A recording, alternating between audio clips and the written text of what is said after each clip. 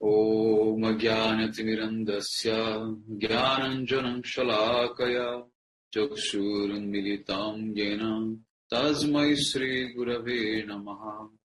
Gurave Gaurachandraya Radhikaya Stadalaye Krishnaya Krishna Bhaktaya Tadbhaktaya Namo Namaha.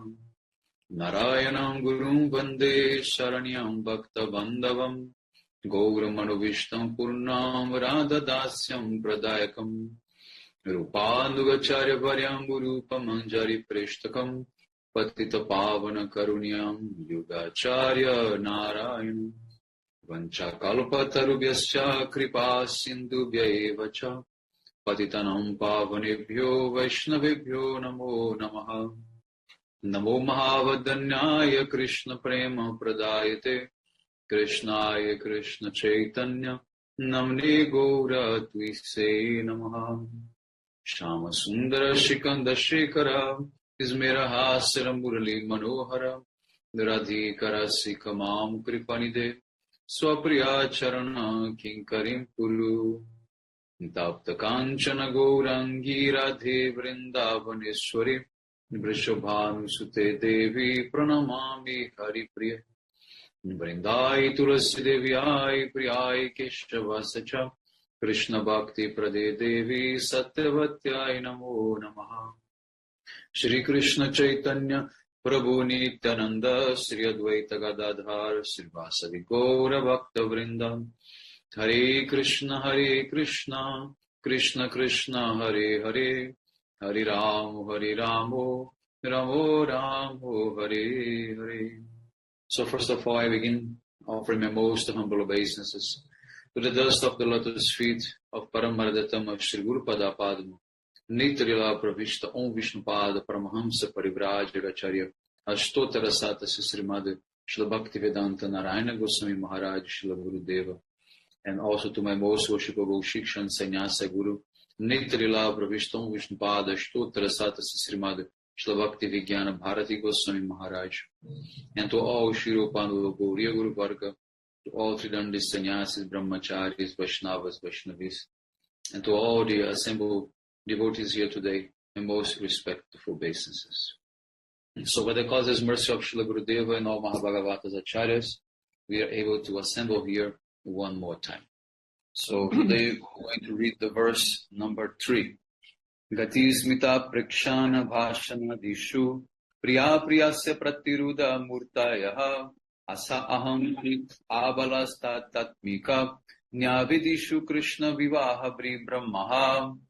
In this way, Krishna's beloved Braja Sundaris, the lovely damsels of Braj, became like him, copying all his mannerisms, his carefree way of walking, his sweet laughing smile, his infatuating glances, and his ambrosial words. The moods underlying all of Krishna's inviting gestures infiltrated the gopis' bodies, and they became maddened, remembering his amorous pastimes. They took on his nature, and as they mimicked his amorous activities, they avowed, I am Krishna. Now the commentary of Srila Jiva Goswami Pada Vaishnava Toshani. So in this verse, Shukadeva Goswami clearly, he says that the gopis, they assumed Krishna's nature. So the previous verse describes how Krishna was walking, smiling, laughing, glancing, speaking, and doing other activities. Krishna performed so many activities that the gopis were, enacting, but it is not elaborately described here. So when the gopis were imitating Krishna, they were so absorbed in Krishna that they felt that their entire bodies became like Krishna, like Krishna's body. So therefore, inside and outside, they became completely saturated with Krishna's moods. In simple language, it can be explained that the Braja Gopis' speech, mind, senses, and everything else, it was just like Krishna's. Although they had still their feminine nature, their movements were like feminine movements, delicate movements, but still the inner nature was like Krishna. And they introduced themselves to others by saying, I am Krishna. They acted exactly as Krishna did when he was in some romantic dealings with them also. Because in Prema Lila, it is very natural for the gopis to see themselves as their beloved Krishna. However, in the way the gopis are feeling to be Krishna, it is not like the Mayavadis who are worshipping themselves as God. They did everything out of love for Krishna. And they naturally expressed Krishna's nature through their bodies. So the gopis, they mirrored all the different ways that Krishna used to manifest his love for them.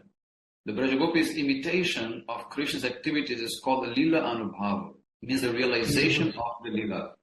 The Rasa Shastra says, when you are completely absorbed in prema, you imitate the activities of your beloved and you also dress like him.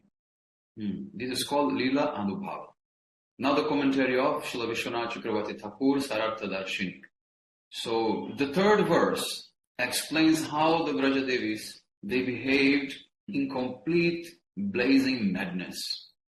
And the previous verse explained how the gopis, they were assuming Krishna's characteristics, like walking, smiling, glancing, and like that.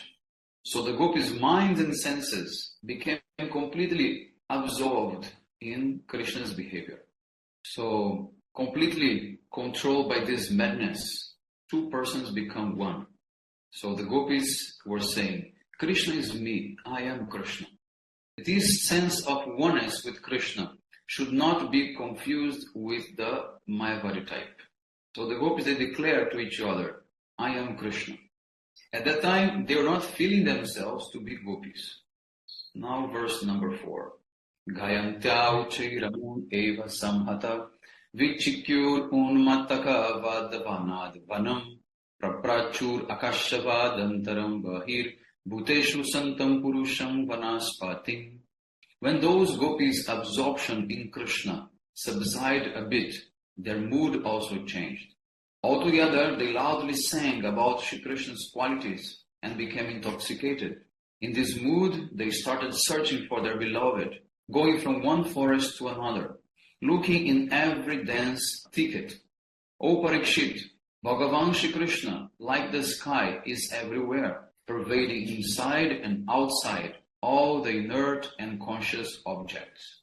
He was not far away from them, but the gopis, not seeing him in their midst, asked the trees and creepers where he was. So now the commentary of Srila Jiva Goswami Pada Vaishnava Toshani. This verse describes how after a long time the gopis, they changed their usual condition, but then again they went mad. So to protect themselves, they were singing about Krishna killing Putana and also other pastimes of Krishna in Gokula. For example, the gopis were singing, Visha Jala Payat, O best of man, you have saved us Brajavasis again and again from all dangers.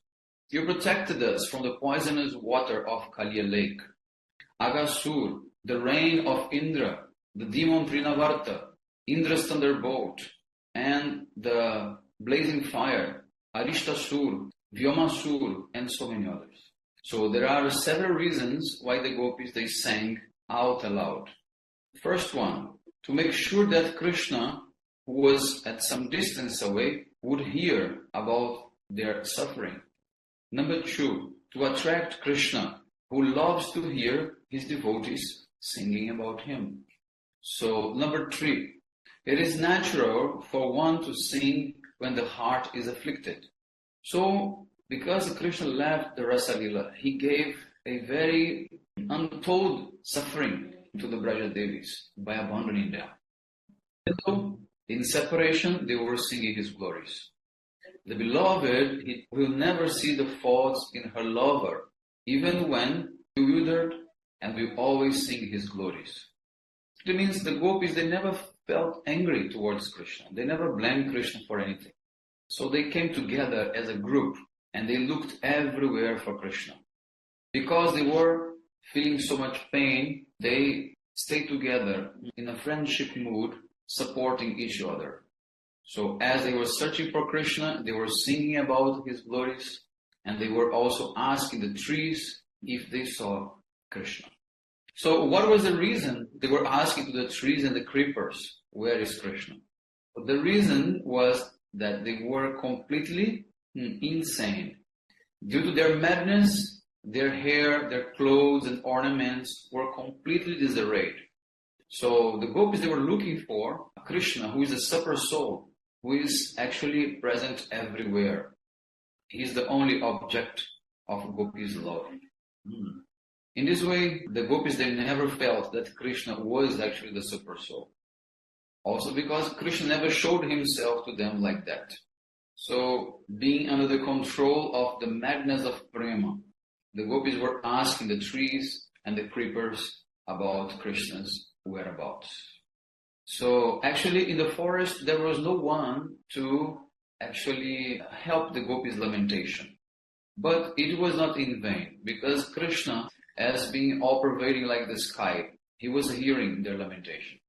In the Srimad Bhagavatam 10:32-21, Krishna himself says that although I hide myself, I was constantly absorbed in hearing your love cries and maintain my deep love for you. So in this way, in this verse, the word Purusha was used to indicate that the gopis, they were looking for their hero, Shri Krishna. And because of their mature stage of prema, the gopis, they were seeing Krishna everywhere. So it means they were actually having the experience of just like as Paramatma. Not exactly, but just as Paramatma. Means everywhere in the heart of all living entities. So in this way, the gopis, they said that the creepers and trees of the forest, they were bowing down, they were feeling horripilation and manifesting also fruits and flowers as a symptom of ecstasy. So this is the evidence that Krishna was manifesting in their hearts. So the gopis were so absorbed and bewildered in love that they saw Krishna next to every object they looked. So when they came close to that object, they saw Krishna inside of the object. But although the trees and plants, they had no senses, still the gopis asked them, where is Krishna? And this is the evidence that they were completely mad. We have seen mad people. Mad people, they speak to anything. They speak alone. They speak to any object. We have seen that. So the gopis, they were like that. Now the commentary of Srila Vishwanath Chakravarti Thakur, Sarata Darshini.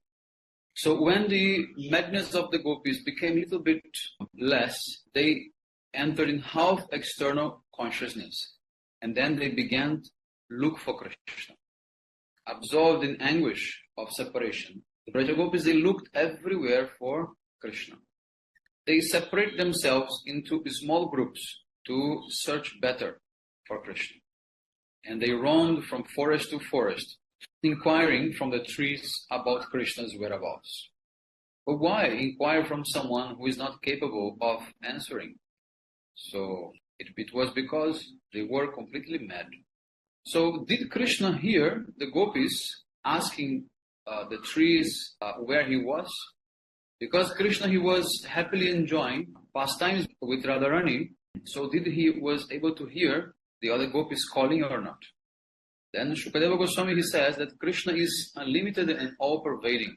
Therefore, when the gopis were inquiring from the trees, Krishna, he was able to hear everything, although he was enjoying loving pastimes with Srimati Radhika. So this verse is explaining this, that although Krishna was fully absorbed with Radha, because he's everywhere, he did not neglect the other gopis' lamentation, and he was aware of everything. So this is the end of the verse 4. Vanchakalpatarvishya kripa sindhu bevacha patitanam pavanebhyo vaishnavebhyo namo